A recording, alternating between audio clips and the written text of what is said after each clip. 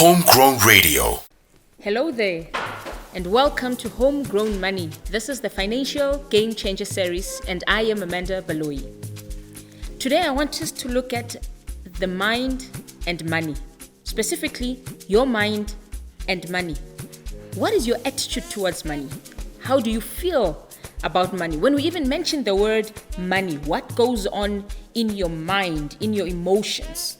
See, we might think that money has got nothing to do with the mind, but let me tell you that money has got everything to do with the mind. In fact, everything about your life and everything that you do has got something to do with your mind. Everything starts from the mind. Now, to give it a little bit of a background, the mind, according to psychologists and those who have studied the mind, understand that there are these two portions, the subconscious and the conscious mind. The conscious is what you use every day to do certain things and to make new decisions. Your subconscious mind, however, has stored up a whole lot of information from your upbringing up to where you are today. It stores up all those informations, all those feelings, the connections you have, the memories you have, and it creates a certain way to direct you and help you make decisions without even having to think about it all the time. Let me give you an example. If you've driven a car, if you remember when you started to learn how to drive a car, you had to remember a lot of things. You had to start the car and you would need to remember to go on the clutch, you would remember to go on the gear. If you are like some of us, if you are driving and you look to your right, your car goes to the right. You look to the left, or sometimes you want to change gears, but you remember it's on the left, even the steering wheel goes to the left. And that's because you are still using your conscious mind. But with practice and experience, you began to register all that information, all that skill into your subconscious mind. Now you can drive and talk to somebody, you can look to the side, you can you can change gears so simply because it's something that is now stored in your subconscious mind. That means your subconscious mind now carries over the task because you are so used to it. Now, when it comes to money, there are so many things that you have heard about money, that you have learned about money, that you have listened to, and all those things have been stored up in your subconscious mind, which then determines the relationship that you have with money. And it is always one of the first places to start when you think about if you're going to change your life regarding money. A lot of people want to be wealthy. They would like to be comfortable, to not have to work, or at least not have to worry about money. But why is it that you are still where you are today? After a whole lot of tries, after giving this a try, after giving that a try, how much money have you lost? And why? Have you learned the skills to regain it? Or was it an issue of the mind? Now, psychologists have it that your programming comes in three main forms. One, how the things that you see. Secondly, the things that you hear. And three, your experiences, the things that you experience.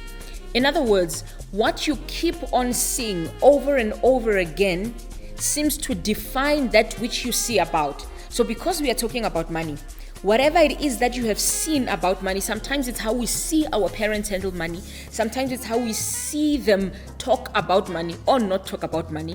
And based on that, it creates a neural connection in your mind and creates a particular emotion about money. It teaches you how to think about money. Sometimes it may be the things that you have heard. What have you heard so much about money? Sometimes you go and ask for money, and what are you told? Money doesn't grow on trees, huh? Sometimes you go ask for it and you are told, I have no money, I don't have money, I can't afford it. And because that's what you keep on hearing and hearing and hearing, you come to think of money as something so scarce that when you grow up, sometimes even when you have that money, you lose it so quickly because you're not supposed to have it, because you're not supposed to afford something. And thirdly, is by experience. What have you experienced about money? And for me personally, I believe that my money blueprint or my money map, how my attitude with money was, it was because of an experience I had growing up. At the age of 7, I started a business. Well, at that time, I didn't think I was starting a business. I took a friend of mine. I come from Limpopo.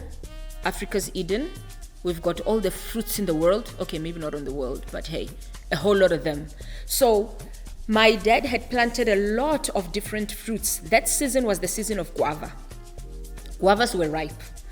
I borrowed some of these guavas without permission. And we at that time were staying with my cousin. She was in high school, about grade 10 or 11. I was still in like grade 1 or 2.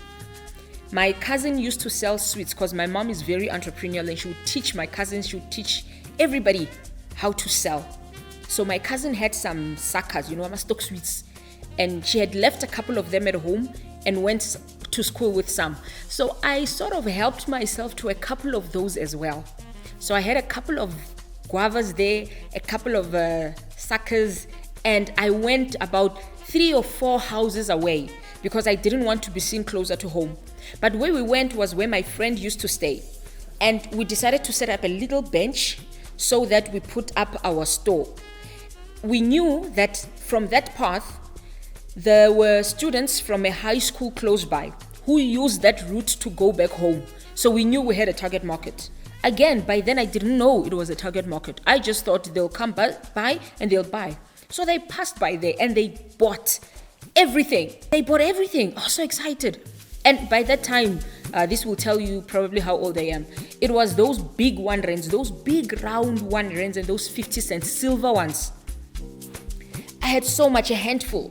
And from there, we went to the nearest tuck shop. And I put all that money on the counter and I asked for sweets. I said, can you please give me sweets? I did not want the sweets to go and sell. It wasn't restocking. No, this time I wanted to eat them because remember, I didn't really know what to do with money. So the lady there says, where'd you get all this money? Take it home quickly, take this money. What you gonna do with all this money? I took it and I walked away. At that moment, that's when my attitude with money started.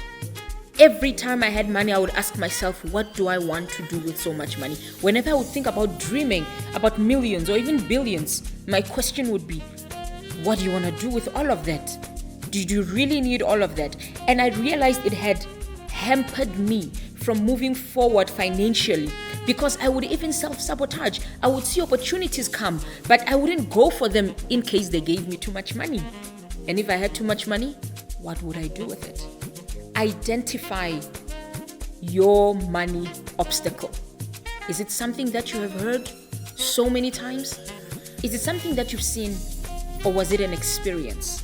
Once you can identify that, it's going to be much more easier for you to heal from that process, to heal from that pain, if it was pain that has caused you. Sometimes you find that in certain households, the woman never has money, only the man has money. You grow up as a woman, you have a job, but somehow your money never lasts 24 hours because in your mind, you're a woman, you're not supposed to have money. Unfortunately, these things exist and you need to look at them. How did you grow up? What kind of an environment was it? Did you talk about money? Was money even on the table? Or every time you asked for money, somebody got angry and then you started having a negative attitude towards money? Think about it. Think about what it is that becomes your obstacle. Think about what it is that every time you take a step forward, you are pulled back financially. It's probably under these 3: what you have seen, what you have heard, and what you have experienced. Let's keep it there for today. And thank you very much. You are on Homegrown Money.